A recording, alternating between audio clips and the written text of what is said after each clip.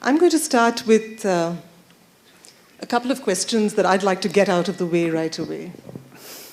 Questions that I think came up for me at the time of this book. And I'm going to start with just asking you the fact that I was particularly struck when we were making this book by the fact that you seemed… You were making. I was taking a walk. Okay. For someone who was taking a walk, you seemed remarkably disinclined to micromanage what I was doing, which was actually transcribing those conversations and trying to turn some of that into text.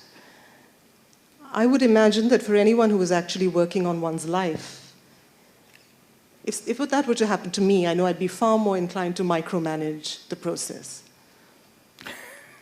And I think this is probably true for many of us, that it's very difficult to know how to strike that kind of balance between how much to manage and how much to let go.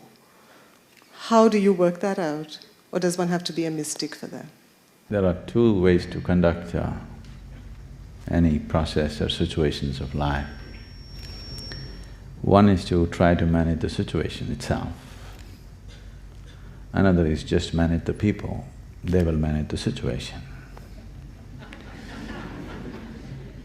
So my whole life is just this, I manage the people, they manage the situations.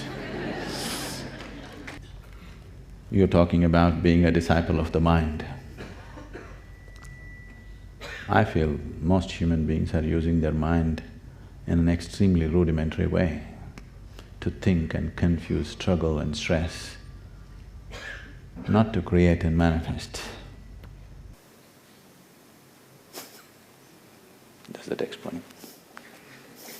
Are you saying that we were all being managed without us knowing it? No. Were you also saying that? That you didn't have to manage the situation, but you could actually just manage people, that's what you were saying? Mm-hmm. So you're saying that in the course of this book… I didn't manage your writing, I just managed you. Writing is your business, why should I manage that? We all felt that the most inspirational thing about this journey was the fact that you don't seem to have any of the trappings of holiness. Who? You. Or you didn't before you… at the moment that you discovered yourself. It's a constant reminder that to know yourself you don't seem to need any of the things that we customarily associate with spirituality, or that have come to be associated with it. Religious allegiance of any kind, or the knowledge of scripture. I guess my question is, no, you don't think? No, it's just that I think these impressions have fallen upon people's minds, mainly because people who should have just been temple priests are claiming to be gurus, that's why. Just because they happen to be born in a certain caste or creed, they become gurus. They should have just been temple priests doing a certain ritual. Now they claim to be gurus, so naturally they give that impression. And that impression permeates in the society today, unfortunately. Otherwise, just look back and see, any guru of any consequence in the history of this nation or anywhere else for that matter, have they fit into any your ideas or trappings of holiness or nonsense? Have they? Everybody has been a revolution by himself, isn't it? Every one of them.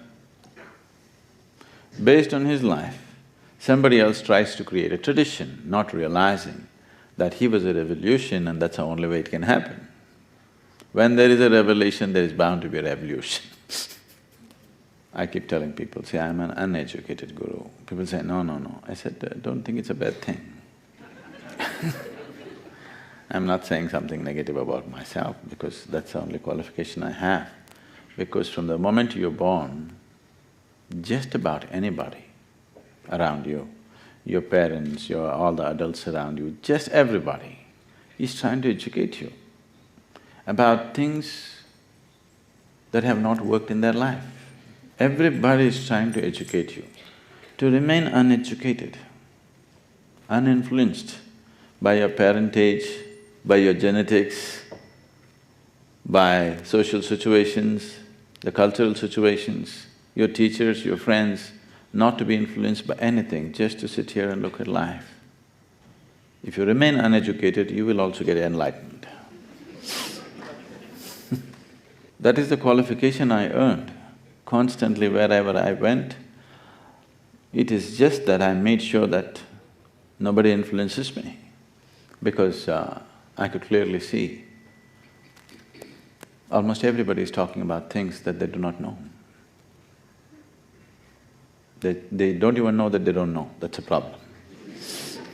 Really.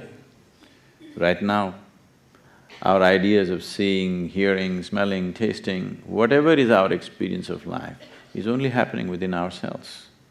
Unless we look at that mechanism, you are seeing life, knowing life, just the way nature is permitting you to do so. There are many other creatures who are seeing the same situation in a different way, isn't it? So, nature is permitting you to see life only with through a certain keyhole, because for your survival, that's all that's necessary.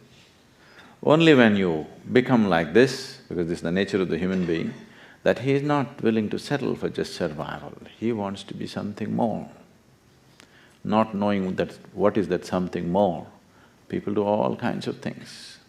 It doesn't matter what they do.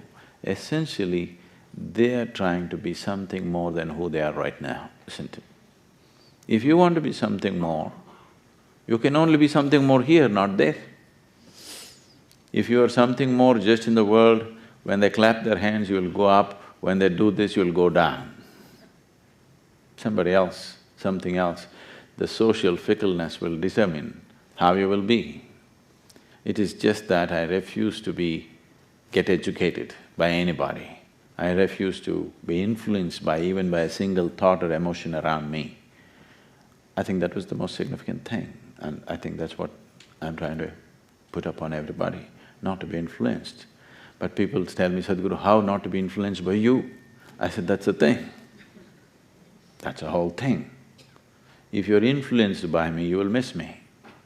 If you're not influenced by me and you're with me, you will be empowered by me. That's important. You say that you never really knew what water was and you never really knew what stones were. Even now I do not know. Do you know? No, I don't, clearly. But I'm curious to know then what you meant when you say you had this moment on Chamundi Hill at the age of 25, a life, you'll find it in the book if you haven't heard of it already, a life-transforming experience on Chamundi Hill. He went up for a few minutes, for half an hour, and came back 6 hours later, a mystic. What happened on Chamundi? She's beginning to talk like she writes script in the local cinema. I think my question is, if this moment is what we call a moment of self-knowledge or enlightenment, you actually go on to talk about it later as a condition of borderless ignorance. So are you saying that the ignorance that existed earlier was just amplified at this point? Because that in itself is a kind of boggling concept. See, only ignorance can be limitless, isn't it? Can knowledge be limitless? Knowledge is always limited. How much ever you know, it's still limited. But ignorance is boundless, isn't it? So I'm not trying to be a mystic, okay? She brings up this kind of issues. Ignorance is definitely borderless, boundless. And it is the ignorance which empowers us to search, seek, explore, limitlessly travel through the scape of life. Knowledge would render you to your grave when you're alive. If you're satisfied with what you know, it would render you to your grave very quickly. The grave may not be of stone, usually it is made of paper. They call it scriptures. People just go there and bury themselves in the scripture. You know, you have heard this, somebody buried himself into your book. You do. So that's a grave. Wherever you're buried, that's a grave, isn't it? So people bury themselves into this because knowledge just gives you a certain sense of security. Knowledge gives you a certain sense of belonging. Knowledge gives you a certain sense of, I'm somebody. Knowledge gives you a sense of something that you're worthwhile in some way. Knowledge takes away the tremendous possibility of being a worthless speck of dust in this existence that can be just blown anywhere and just be there. The existence is a part of it. Knowledge takes away the possibility of union, which is yoga. Knowledge takes away the possibility of inclusiveness. Knowledge is always exclusive, please see this. The more knowledgeable you become, the more removed you become from everybody. Ignorance is like a sponge, it picks up everything. Knowledge is already heavy, it cannot pick up anything. Even today if I walk on the street, or this moment when I sit here, I'm completely empty-headed at this, like… Every time I enter and look at people, I'm absolutely empty. Okay, I look at them, okay, what do they need, and I speak. Not once do I walk into a hall thinking, what will I speak, what will I say? There is no such thing in me because what is there to say? The magnitude of ignorance is stupendous compared to the minuscule nature of knowledge. Just by sheer size, you must put knowledge in the back seat because it's no use. It's just not even comparable in size, is it? The magnitude of ignorance of this cosmic space and the knowledge of what we have about it, is it comparable? You think it's comparable? I think what fascinated me during this entire process was the fact that Sadhguru turns out epigram after epigram when he talks, and in every second epigram there's a paradox. And as a poet, that of course appealed to me enormously, and I didn't want to ask him to decode each one of them.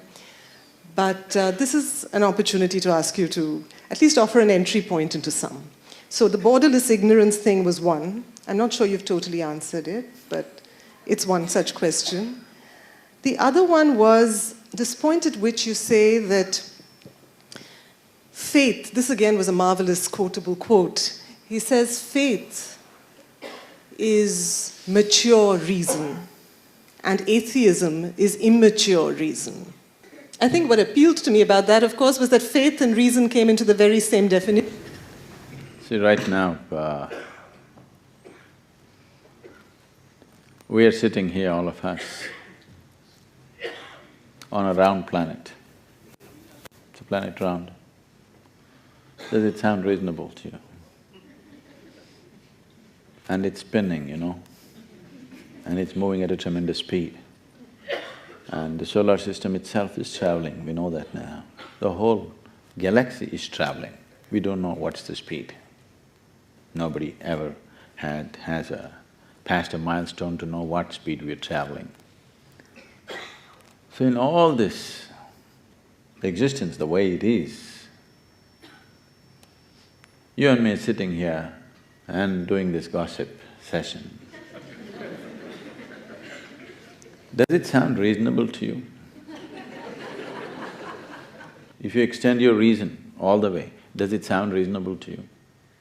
It's utterly, absolutely unreasonable that when the planet is spinning like this, traveling at such a speed, everything is happening, and we don't know one thing from the other and we sit here and talk with such authority about everything. Does it seem reasonable to you? There is no reason to anything, isn't it?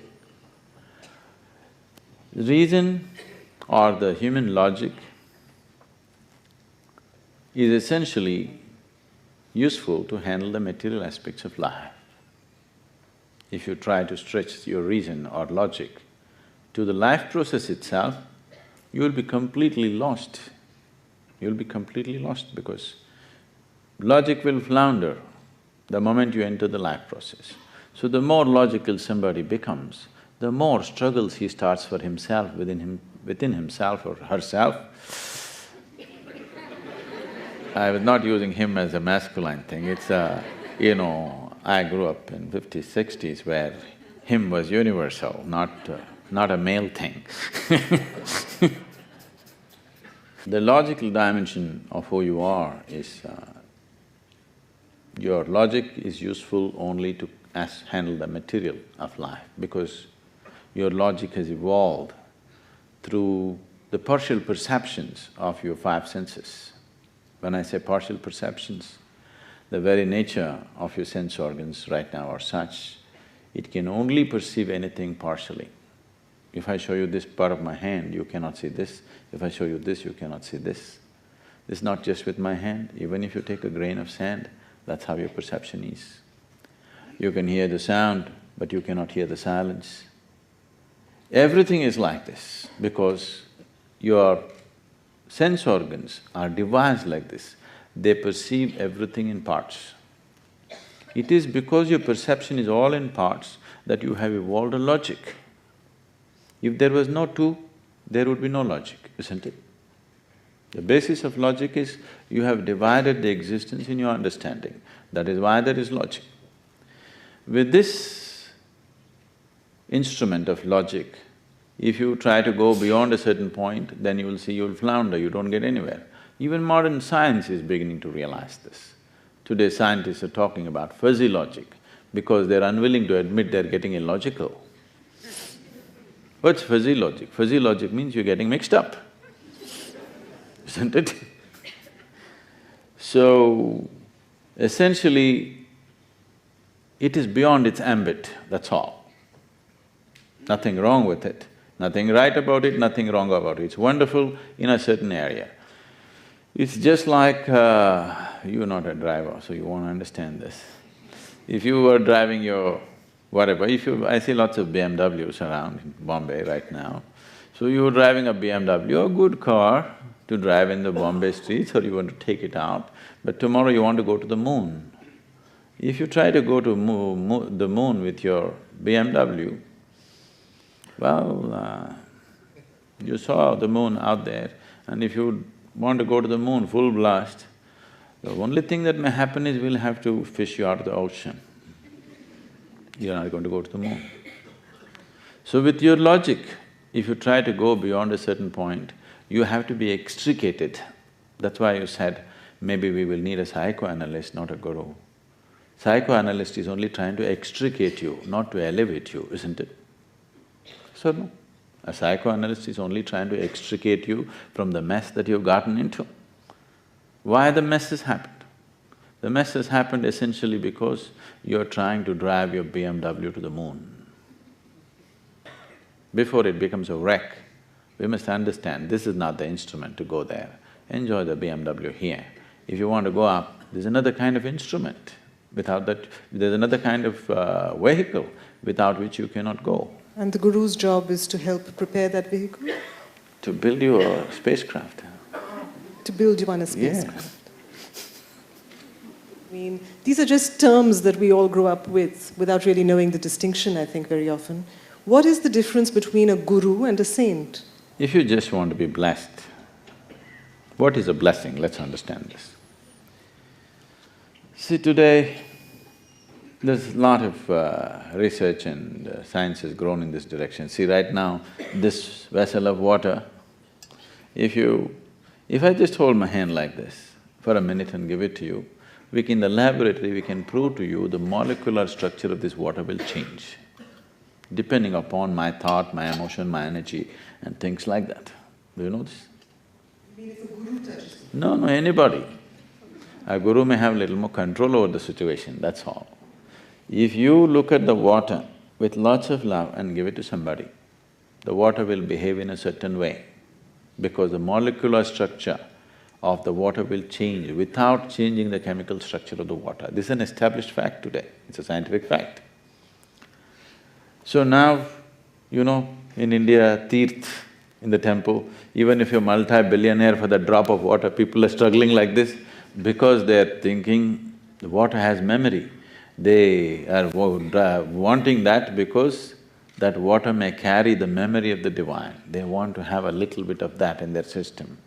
So that may look like a crazy thing for you, but today modern science is saying this. Well, your grandmother said this also to you.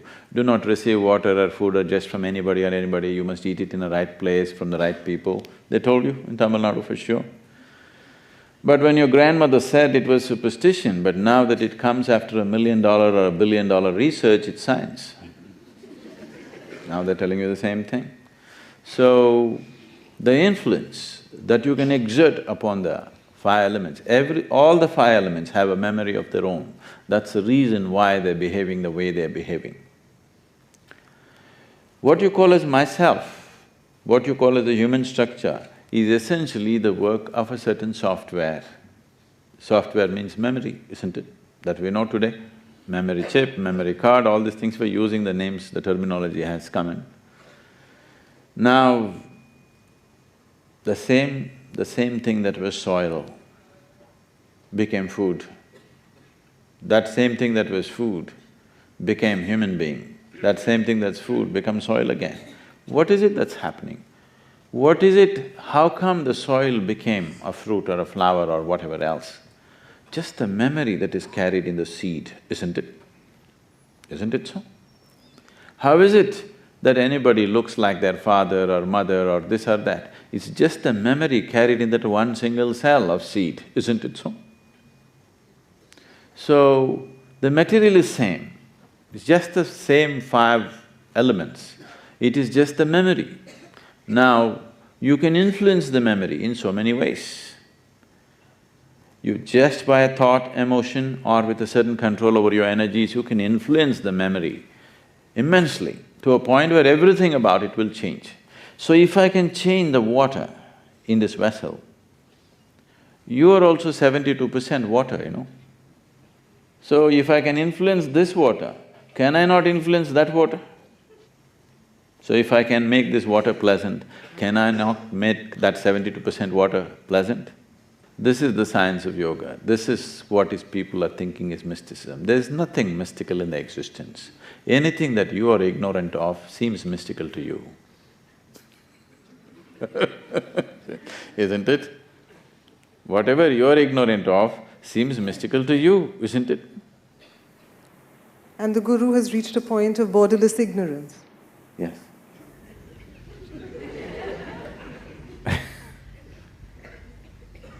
If you have become borderless ignorance, if you have no knowledge of your own,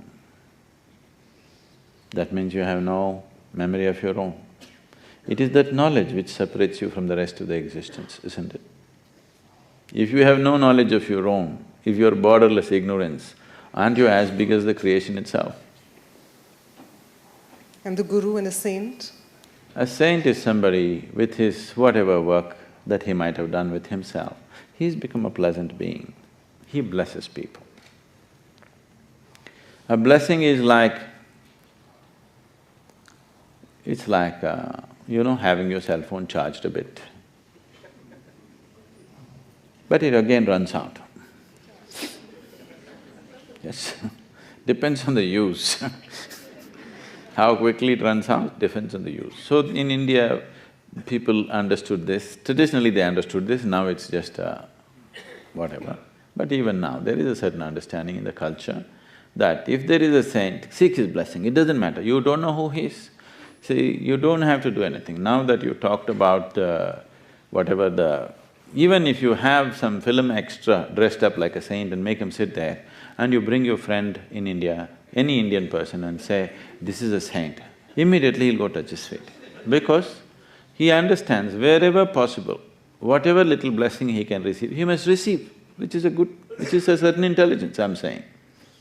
Wherever possible, as much blessing as possible you gather because these things run out, he knows that. He knows that it lasts only for a certain time, so wherever possible, as much as possible, you are in the airport, are you not looking for the charging port?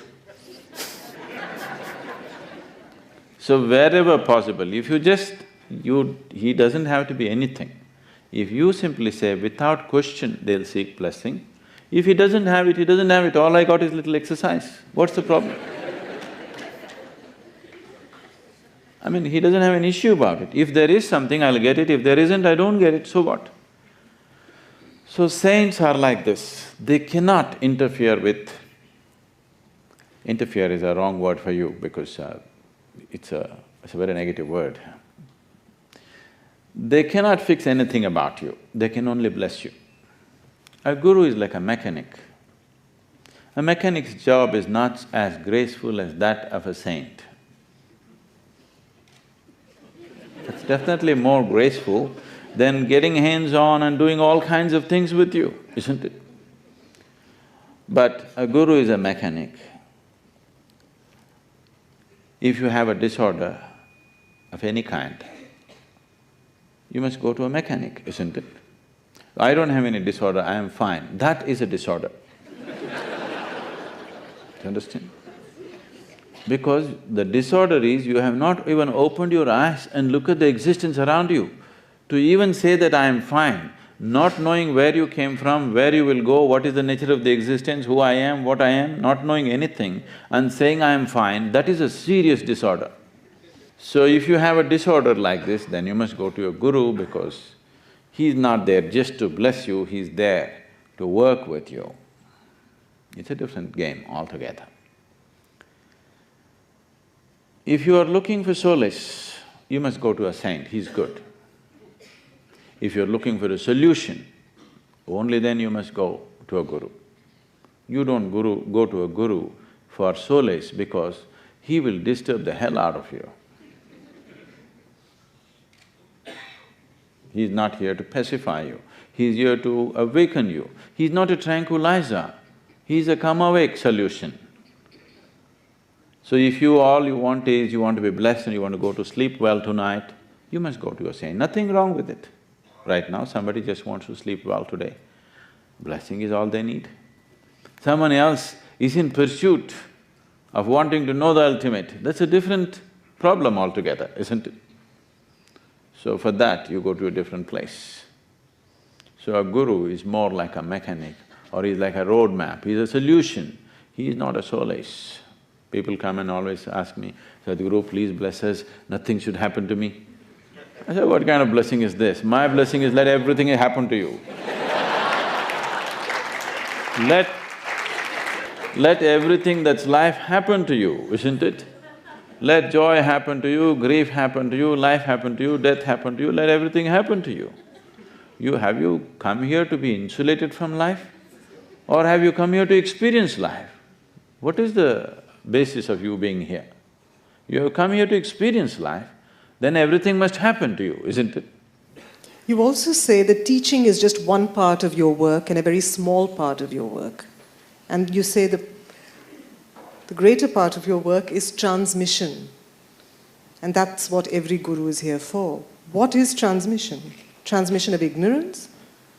Transmission of the knowing that you're ignorant. When you say teaching, probably I was talking about the programs and going around the world talking. This is just definitely a very minor part of my life. Because when I speak, I'm not trying to give any teaching, I'm only trying to make people thirsty to know. I'm only here to make people realize they're ignorant. People have said this again and again. Any number of times you come there, he only reminds us in a million ways that we do not know. That's not good, he must tell us what to do. So what you're looking for is an advice. The very fundamental of seeking advice is that you want a ready-made solution for the life. And something you want to invest in the stock and you take somebody's advice, that's different. That also, it's better you figure it yourself, but somebody is an expert, you seek it as advice, that's different. When it comes to your life, seeking advice about whole life is a foolish thing to do. So, advice essentially means you want to go through life unscathed. Some safety capsule with which you can pass off without experiencing life. So people seeking advice, people seeking teachings, is essentially because they think they can collect it. Because human beings have been, hunters and gatherers for a long time. When they could gather pieces of bones and tooth and this, they hung it around them, feathers and whatever. Later on it became gold and diamonds, and then it becomes knowledge and scriptures and whatever, but still they're hunters and gatherers, isn't it? Unless your hunting and gathering stops, you will not know anything of the spiritual dimension. It will not happen that way. Both your hunting and gathering has to stop. You take some time to settle in a place because you come with doubts and problems and this and that, it's fine.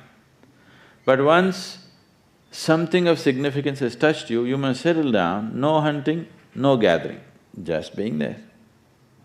Otherwise, one will not be able to perceive this.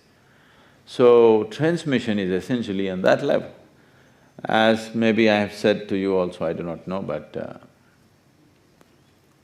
I have initiated more people on this planet that I have never met than the people that I have met. People may sit in front of me and miss the whole point. Somebody that I have never met, the moment I see an opening, this will happen. Because this is not about talking, this is not about teaching, this is not about trying to make someone understand.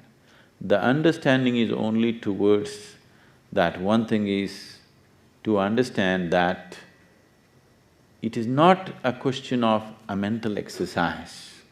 Spiritual process is a way to transcend the limitations of the physical dimension of who you are right now. When I say physical, that includes mental, that's not something that you may approve of. But physicality and mentality are not two different things. Mind is also a physical thing. It is more subtle, it's just like if you see the light bulb, you can very clearly see it is physical, no question about it. Now if I ask, is this light physical? Now some people will think, is it physical or not? Well, when you were in high school, did you study light in your physics book or your spiritual textbook? Obviously in your physics textbook, isn't it? So it is physical. Is the electricity which is powering this bulb, is it physical? Definitely it's physical.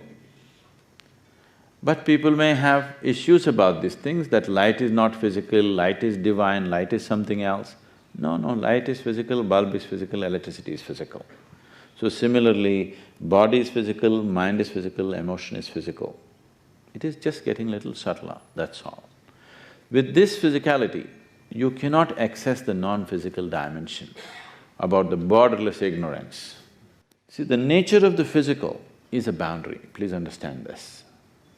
A physical can exist only with a defined boundary. Without the definition of a boundary, there is no physicality. Do you understand what I'm saying? Without a defined boundary, there cannot be anything physical. Now I can call this physical body only because there is a boundary. If I remove the boundaries of this, there is no such thing as physical here. So you're talking about spirituality. When you say spiritual process, you're talking about a dimension beyond the physical. Not a teaching, not a scripture, not somebody's ideology, but you want to touch that dimension which is beyond boundaries, because this is not my inspiration for you. This is what every human being is longing for every moment of his life. Whoever he is, he wants to be something more, isn't it? If that something more happens, he wants to be something more. So they want to become infinite, but they're attempting it in installments. If I put you into any kind of boundary, the moment you realize there is a boundary, you want to break it, isn't it? Because this is not a cultivated stance. This is the basis of being human. The moment you see there is a limitation, there is a boundary, you want to go beyond that. If you go beyond that what? Till you taste the next limitation, then you want to go beyond that. So there is something within you which does not like boundaries. There is something within you which is boundless or borderless. And that cannot be named as anything. The simplest thing is to say, that's me. And that's borderless ignorance, isn't it? Knowledge is a physical thing. Spiritual process is not a physical thing. You know, you mention that you know what is going on with your followers at any point of time. You mentioned, you know, even if you are geographically apart or any time, how do you carry the energy of millions of your devotees or your mediators with you? No, I'm not spying on them all the time. There's a lovely incident where one of your, I'm forgetting her name now, she was having an argument with her husband because she wanted to come over to be part of your course. And then you told her, now just shut up and go to sleep and stop arguing with your husband. The telephone rang and you just told her to go to sleep and stop arguing with her husband. And she was in an entirely different geographical place to where you were. The neighbors must have called me.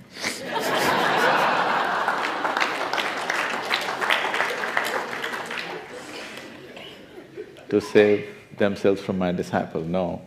See, the thing is just this, it's not the argument that I know of. It is just that once you initiate somebody into something, it's more like to put it in modern terms, it's more like a repository of things are with you. If they hit a real bottom, you know. If they hit the peak, for sure you know. You set this up not because you're watching out for their bottoms, I'm not interested when they go down to hell. I'm interested if they get enlightened, I must know. Because I planted seed and if it flowers, I must know. It is in that interest I keep everybody on the tap, hoping that tomorrow morning somebody will blossom somewhere. But unfortunately, even when they hit the bottom, I become aware.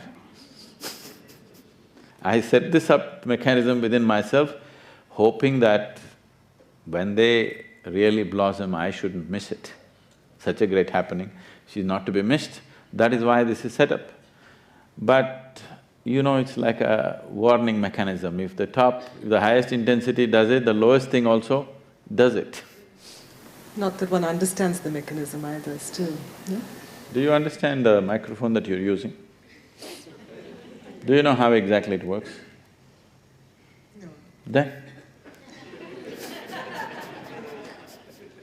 When you have no issue holding it and using it even if you do not understand, what's the problem with the guru, I'm saying?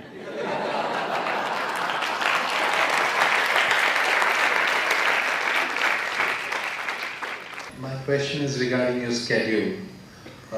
I've been hearing from some of the volunteers how you travel and next moment you're paying calls or whatever. I don't know how you do it and where the energy is coming from. Is this something you haven't told us, or is it something you have told us and you've not understood it right? What is it? The energy is that limitless. It's not limitless, sometimes I crash.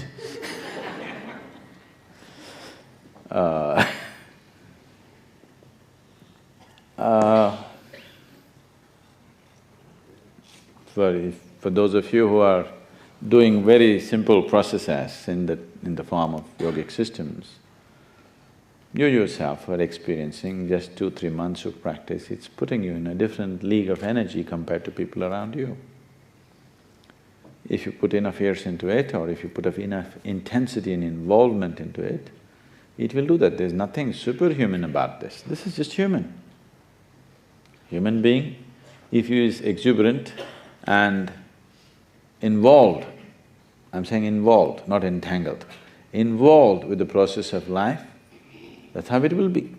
Have you noticed with yourself on a certain day, let's say there's no yoga, nothing in your life, but on a certain day, you're extremely happy and joyful about something.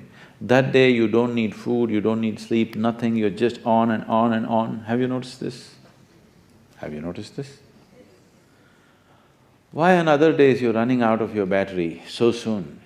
Because uninvolved life. For me, every moment is like, if there is somebody here, nobody here. My life is like an ongoing first-time love affair. If I sit here and breathe or eat or do something, I'm like going on all the time with everything. To tell you a simple process of this, we did this with a few people. A few months ago when we were in the United States, we had a 90-day program. I told them, See, if you keep yourself, if you just listen to me, I can reduce your food, whatever you're eating, to 30% of what you're eating and still be as active and not lose weight. That's it, Sadhguru, not possible, and all doctors in the program, not possible, calorie like this, fat like this will happen, this will happen. I said, it doesn't matter. You want to try.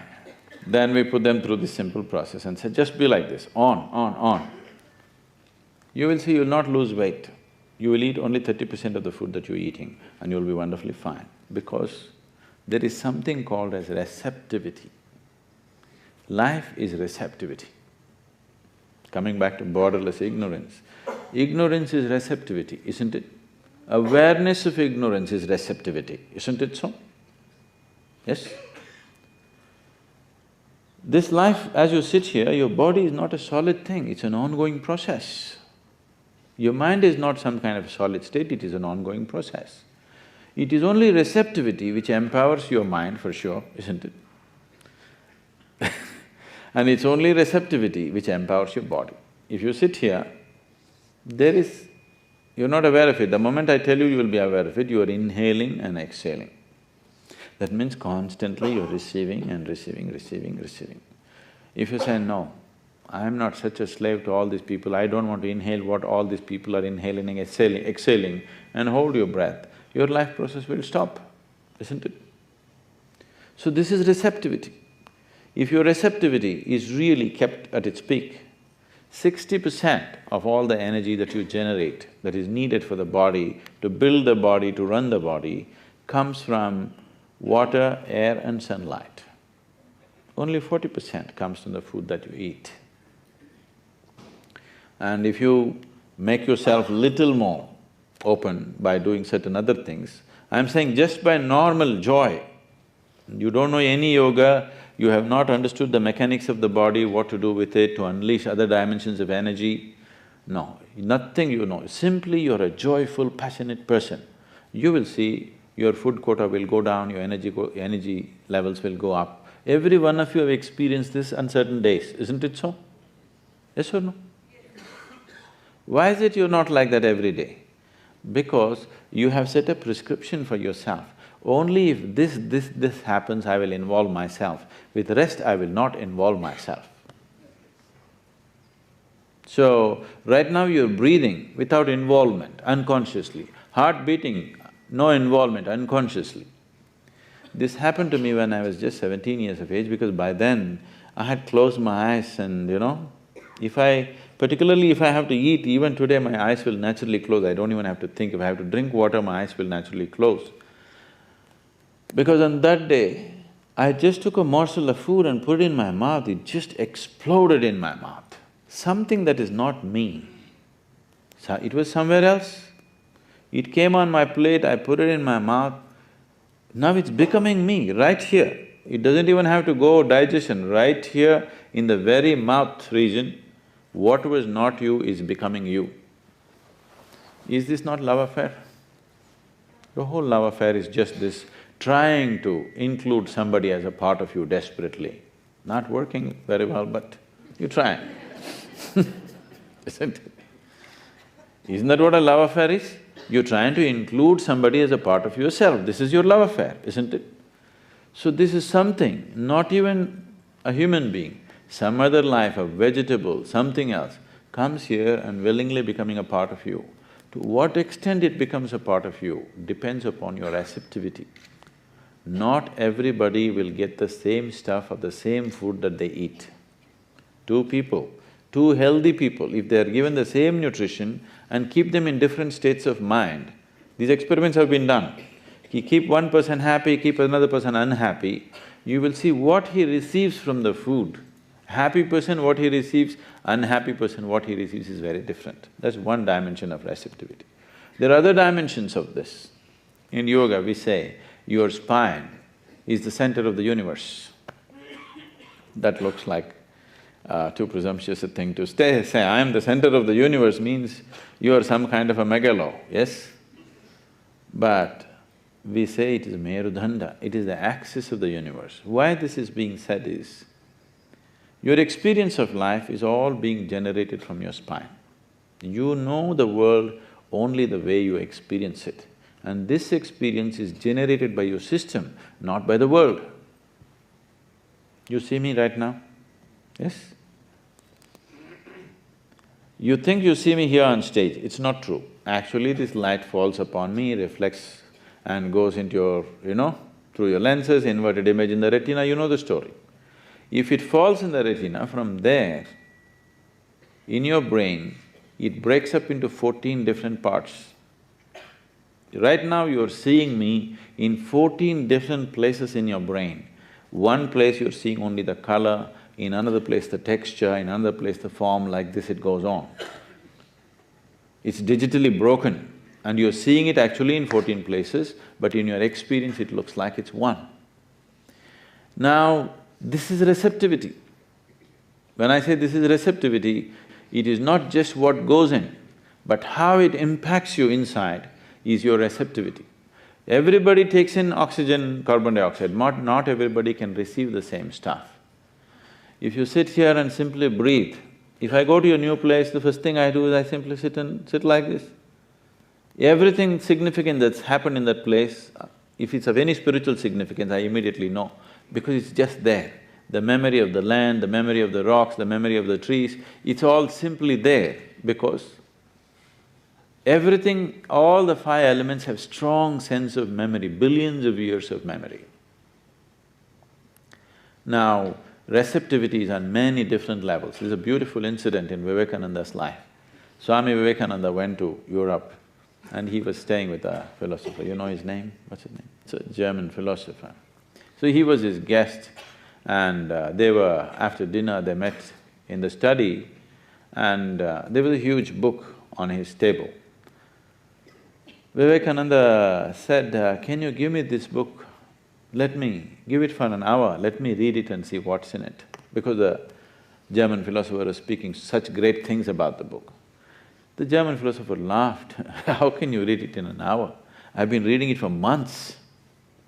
And it's in German language, it's not in English, you can't read. Vivekananda said, it doesn't matter, give it to me, let me see. So he was given the book, he placed it between his two hands and just sat like this for an hour. Then he gave it back and said, it's not of any significance. He said, this is rubbish, this is arrogance at its peak. You do not even open the book and you dare to make a comment about the book. Then Vivekananda said, you ask me, any page, what you want. So page 632, what? Verbatim, he repeats. Any page, you name the page, he will just repeat it verbatim. That man was just awestruck. He said, how is this possible? He said, that's why I am Vivekananda. Viveka means perception, His name is Narendra. His guru called him Vivekananda because he saw he's of that level of perception. So perception and receptivity are not two different things. Receptivity, if it is increased, perception will naturally increase. If perception is high, receptivity will be naturally high. So from the same morsel of food, what one person receives, what another person receives is very, very different. Apart from that, this being the center of the universe is not a wrong thing. See, in you saying my spine is the axis or the center of the universe, nothing wrong because nobody knows where the boundary is anyway. Yes? When you do not know where the boundary is, it is possible that you could be the center, isn't it? That is another thing, but the center of your experience is your spine. And your universe is just the way you experience it, you don't know anything else, isn't it? Yes or no? The way you perceive and experience this universe, that's all you know. And this is the center of that. So my spine is the center of the universe. And if I activate it, it just receives everything directly.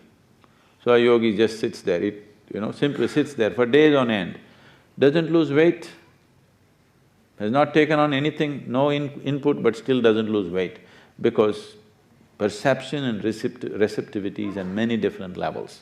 I had a great-grandmother who lived up to be 113, 113 years of age. I have seen her only when she was over 100 years of age. So she was like this, she used to live by herself elsewhere and she used to come when we used to go as children to my grandfather's place. And in the morning if you give her breakfast, she would first take it and where she look for the ants, where some ants are there, some squirrels are there, sparrows don't exist anymore, but there used to be lots of sparrows for sparrows everywhere. Almost 3/4 of her food she'll give it away. And she'll just watch the ants eating. Tears will be running down her cheeks and somebody will come and say, "You old woman, if you don't eat, you throw food all over the place, you will die."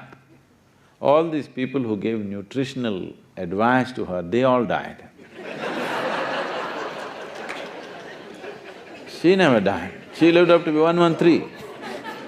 She buried her children, her grandchildren, a few of her great-grandchildren, but she lived on, okay? And she would sometimes just keep that food aside and she says, "I'm already full." When I was just 5, 6 years of age, I just thought this is some emotional rubbish, this old woman is just emotional, she loves the ants maybe because they have not bitten her yet.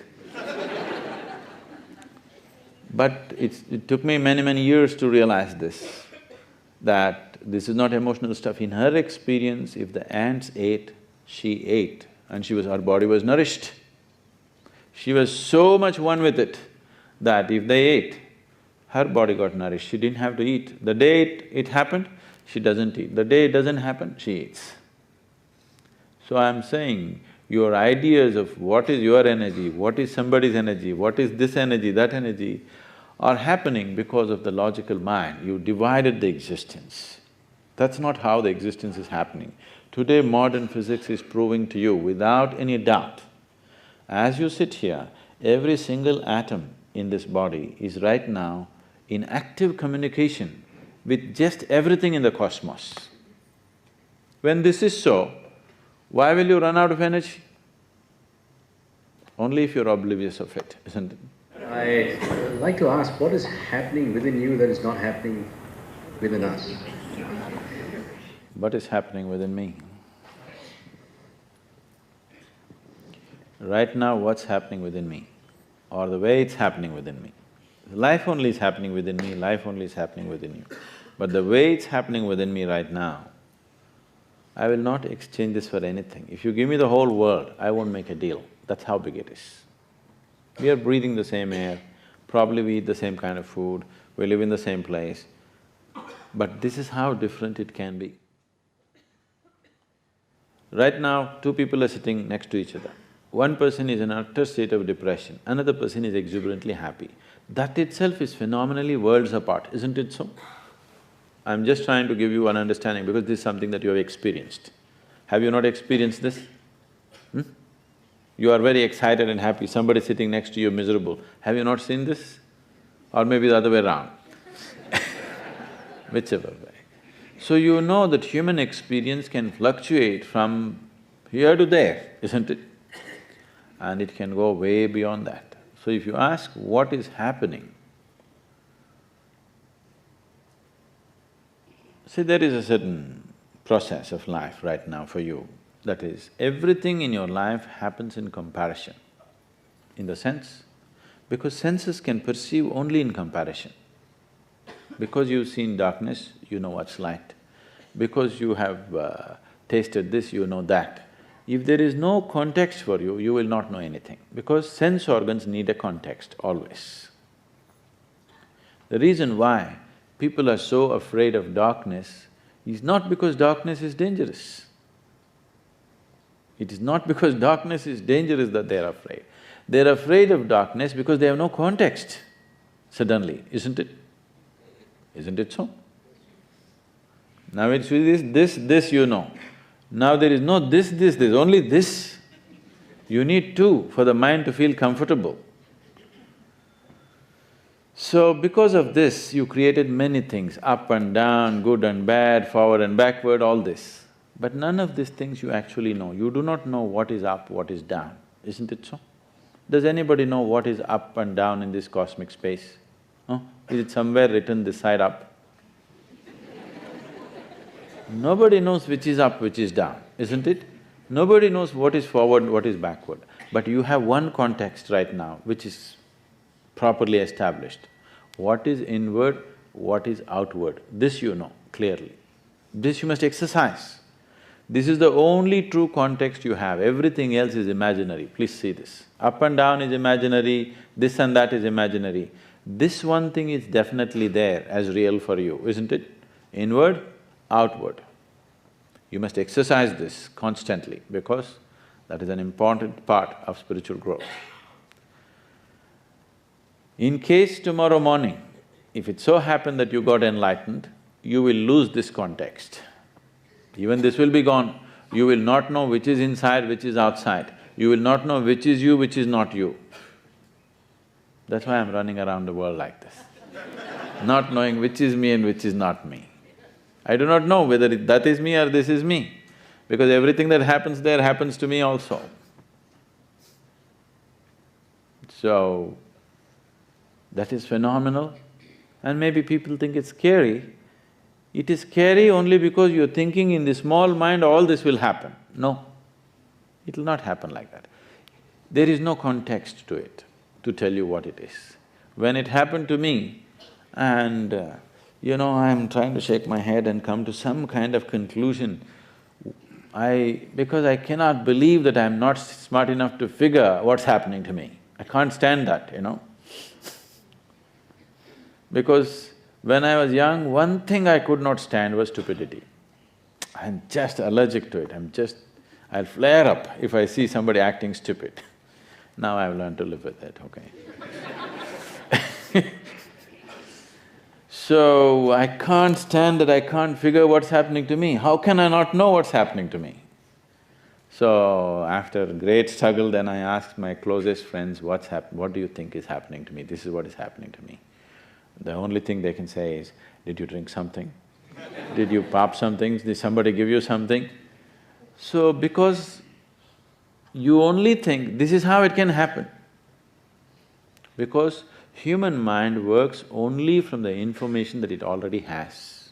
Please see this. It can only work from the data that it already has. It only churns up various combinations and permutations of what you have and makes it look very exuberant, but actually you're only recycling the past in your mind all the time. Spiritual process will not come this way. One thing is that it does not belong to the past, for sure. Purva janma karma, what about that? That is maybe a preparation probably, but it will not happen because of that. Whatever it may be, if your life experience… people keep on saying, but my life experience has been bitter, yours has been good.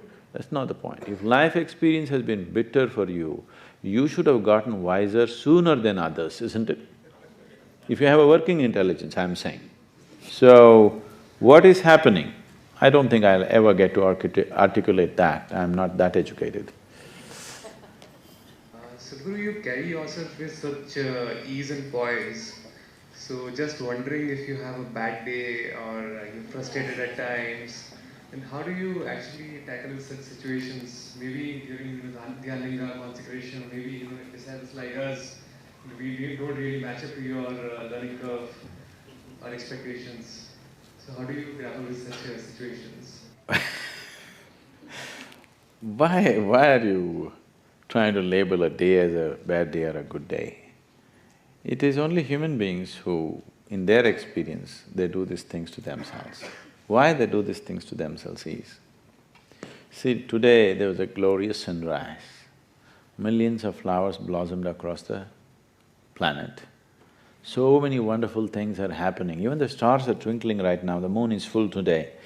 Everything is fantastic. But one worm of a thought in your head can make a mess out of you, isn't it so? Isn't it so? So why this is so is, somewhere you are giving or ascribing a lot more importance to your psychological process than the existential process. Instead of being alive, you're being a psychological case. Yes.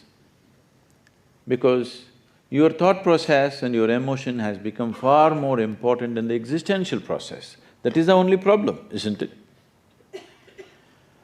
Or in other words, the creation, the Creator's creation has not impacted you enough yet So you think your petty creation in your head is bigger than that.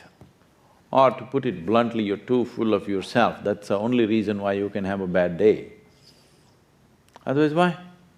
No, the stock market crashed. So what, the sun rose? So many things happen. Does it mean to say nothing goes wrong in my life? More things go wrong with my life than anybody else's life, probably. Anybody here, I would say. Because I don't hesitate to just put my hand into just about anything. Understand? I do not hesitate to put my hand into anything. When you put your hand into just about anything, lot of things will bite you, right? Naturally it will. I want you to understand this. The whole process of suffering is essentially that you have not opened your eyes, you have not peeled your eyes properly and look at the grandeur of everything that's happening around you. Not yet. You've not paid attention. You looked at the world like this. You must look at the world like this. If you just look at one thing, you can't believe how it is. If you ever look at an ant, just see what kind of technology has gone into it, it can keep you engaged for the rest of your life doing research, yes or no? So the problem is just this, that you are giving too much importance to what's happening in your little head, not paying attention to all the magnificent things that are happening in the existence. I've never seen a bad day in the existence. I've only seen bad days in people's moods and minds, isn't it? So I made myself like this, that nothing happens within me without my choice.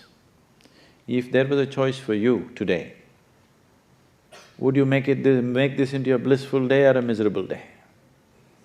If you had a choice, what's the choice for yourself? What's the choice for yourself? Blissful day. What you want for your neighbor may be debatable, but what you want for yourself, for sure, it's a good day, super good day, isn't it? So I make it like that for myself, no matter what the hell is happening. What I want to add is that what you are telling us is that we should all live like angels, which we are. Oh, no, don't do that. In a kingdom of heaven. No. And be part of the whole cosmic power of the whole universe and live happily every moment of our life, regardless of what is happening around us. Is that what you were trying to tell us, is my question, sir. If I've been so unclear, I'm sorry, but that's not what I'm trying to tell you, son. Because I don't know how angels live, they look very uninteresting to me. From the comic books and pictures that I've seen, I find the angels very uninteresting. Indian angels look little more well-dressed and whatever. The generally angels means the white-winged ones look totally whatever. All this talk about angels and heaven and God, there's so much God and divine talk in the world only because most human beings have not realized the immensity of being human. I want you to explore the immensity of being human. If your humanity overflows, divinity will descend in search of you. Nobody need to go in search of God. If you make yourself in a certain way, what the hell can you do? Because divine is the slave of the creation. I want you to understand this. Because only if there is creation, creator is of some significance, isn't it so? Yes or no? Only because there is creation, creator is of some significance. So only because I am here, the creator is of some significance, isn't it? So if this becomes a full-blown human being, then creator cannot help being exposed. In everything he will be exposed, divinity will be exposed in everything, you don't have to go in search of it. Please don't go in search of heaven. The most important thing is to realize the immensity of what it means to be human, because it's not a simple thing. It's not a simple thing to be human. It's not just one more creature who eats, sleeps, reproduces and dies one day. This creature is capable of immense possibilities. My request is every human being should explore that rather than jumping into some conclusion. You say compassion is sort of another name for spirituality? compassion and joy, the joy of day-to-day living, is it another name for spirituality? It is not another name for spirituality, it is one more tool for spirituality. Spirituality is not about compassion or joy or love. See, this is like this. If a society is hungry for food, they will say food is the highest thing. Anna Lakshmi, you know. Nowhere else in the world there is such a thing. If a society is continuously stricken by diseases, health will be the highest thing. A society knows only turmoil, peace will be the highest thing. We are always putting up values in our lives. Love is God, love is the center of the universe. Love is a human emotion, it's a wonderful thing, but every human being is capable of it. People say God is love, I don't know why God should be love, only you must be hugely deprived. That's why you think God is love and from there He will shower love upon you from heaven, because you haven't found one person or you haven't made yourself in such a way that… you have made yourself in such a way nobody loves you in Mumbai. You said at one point in the book that a guru's compassion is not different from his conspiracy. I was just trying to feed the poet in you. It seems almost to suggest that love is a kind of manipulation. These are all just different words but the same thing. You can live here either in inclusiveness or exclusiveness, that's all the choice you have. If you have included people around you as a part of yourself, you do certain things to them. If you have excluded them from who you are, you do certain other things to them. You can call this management, you can call this conspiracy, you can call this compassion, you can call this love. Essentially, you can live here either including people as yourself or excluding them from you.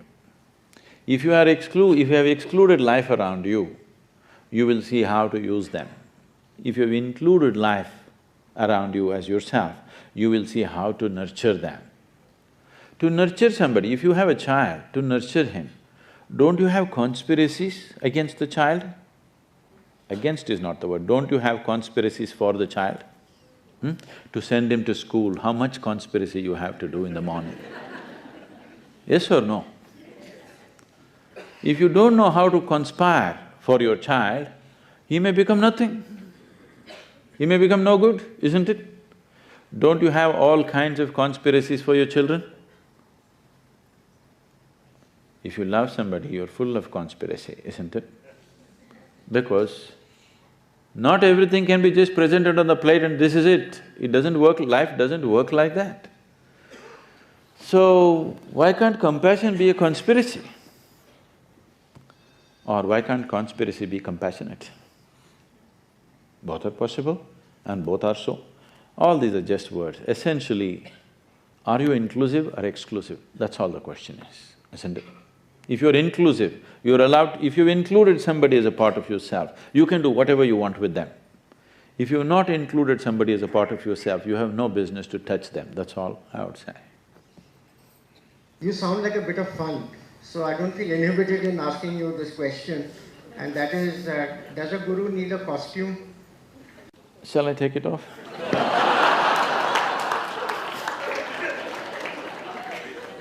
Anyway, have you ever seen a guru, any other guru being dressed like this? No. So this is not a guru costume. This is the way an Indian man used to be dressed for a long time in this country. Why he dressed like this is because considering the weather conditions, considering the situation around, considering what we produce in this land, considering all that, we made our own kind of clothing. You're dressed the way you are right now, why you don't have your tie? You're dressed the way you are because you've not been able to shake off the slavery of 300 years. I shook it off.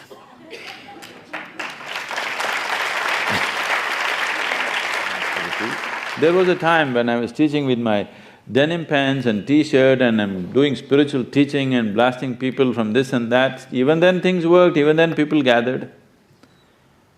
But then, is it not important that when people have to look at you constantly, that you make yourself… You can't become pretty, I can't change this, but at least present yourself properly, because people are looking at you all the time. If I was living in the jungle, I would take off everything and sit with my loincloth or maybe even without it. Now you're in a society, is it not important you dress in a way? Is it not important for every human being to make himself into a pleasant human being in every possible way, including the way he looks, to whatever extent he or she can? Is it not an important contribution to life around you? No? Yes. And there are also other aspects to this. Why? With all the fairness to all the other people that you're commenting about, why the yogis and gurus wear unstitched clothing most of the time, and if they wear loose clothing, it is extraordinarily loose, is simply because there are certain other aspects to your body which is more than the physical body. There's a whole activity happening around your body every moment of your life. If you're conscious of it, you will accommodate that also. Otherwise, you'll wear skin-tight clothing and walk around, not knowing what's happening to you. If you're just flesh and bone, skin-tight clothing seems to be all right.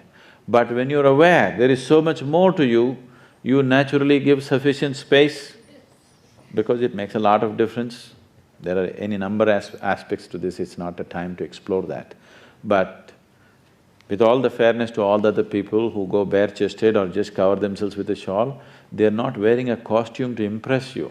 They're wearing it because they're doing certain sadhana, they're aware of their energies, they feel restricted if they wear tight stitched clothing. That's why they wear like that. Sometimes one winds up discussions only for practical reasons. I've wound up the book for practical reasons. It's not over yet. There is… I'm alive still. There is a wonderful French poet, Paul Valéry, who says that you never finish a poem, you just abandon it. So the book is abandoned. Oh, by the reader or the writer? Hopefully in an interesting state of abandonment for readers. Do pick up your copy if you're inclined, but I'd just like to thank all of you for staying as long as you have, and Sadhguru for making the time, for being the kind of subject one doesn't want to abandon. Thank you.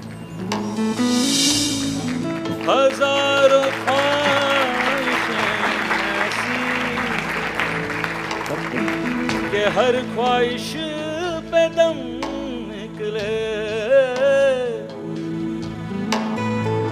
बहुत निकले मेरे अरमान, लेकिन फिर भी कम निकले, हजारों ख्वाहिशें ऐसी कि हर ख्वाहिश पे दम निकले, मारियो बाण घाव नहीं तन पे।